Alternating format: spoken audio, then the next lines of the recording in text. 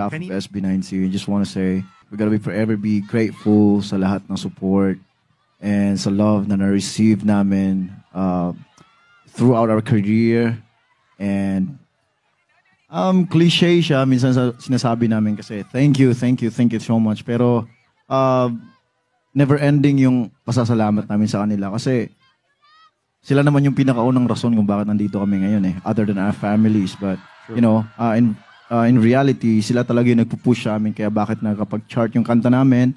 And we've been here for like almost 7 years, and then like they are still here, and that's why we're just so grateful and thankful. And you know, from the bottom of our hearts, hindi namin talaga ma-explain yung pagiging sobrang laki ng pasasalamat namin sa kanila. That's why maraming salamat po sa inyong lahat. We just want to say that we love you guys so much. I hope na magstay tayo. We hope we stay stronger than ever. There's gonna be a lot of struggles ahead. Madaming walls, madaming obstacles na kailangan natin lagpasan in the future. But I believe na when we're together, kayang-kaya natin lagpasan yan. Kasama na si JC. 18.